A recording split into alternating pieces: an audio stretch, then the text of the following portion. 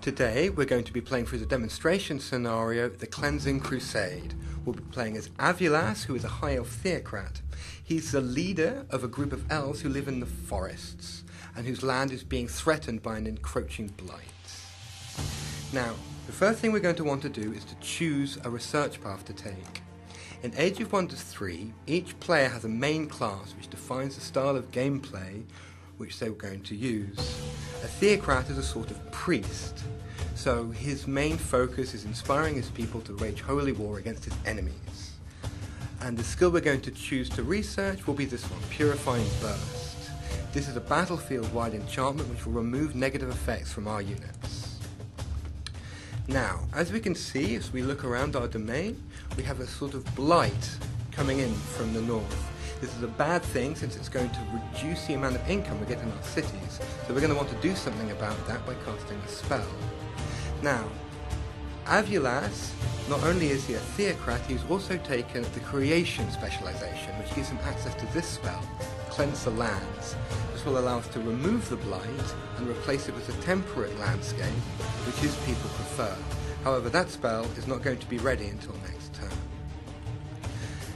So, next we'll want to have a look around our domain so to get a vague idea of where we stand. So we're going to take our leader from the capital city and move him onto this reflective board to the southwest. Now up to the north I saw this dragon's graveyard over time is going to start producing units that will threaten our empire. So it's quite a high priority for us to try and go and get rid of that.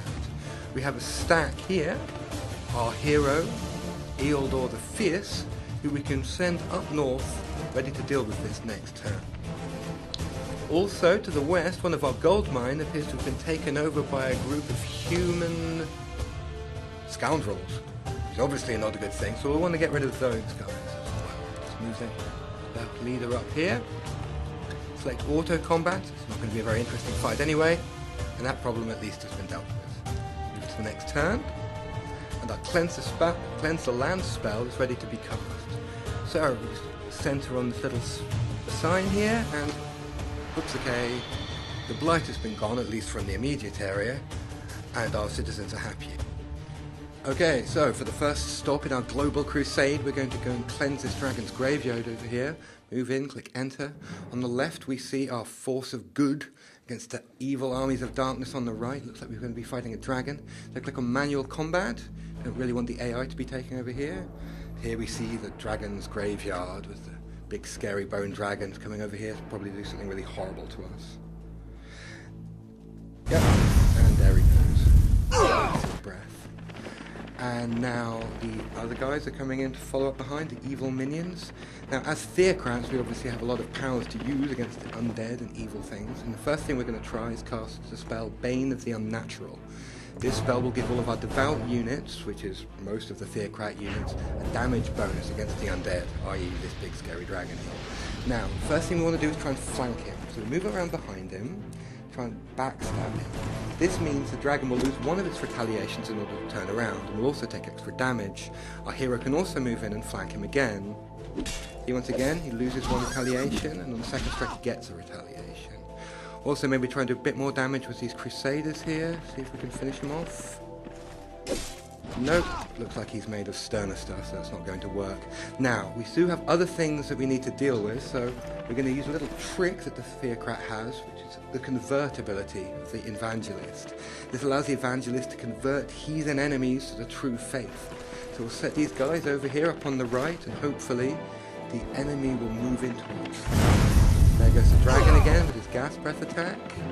And here comes an assassin right into the jaws of our little priesthood we've got set up here.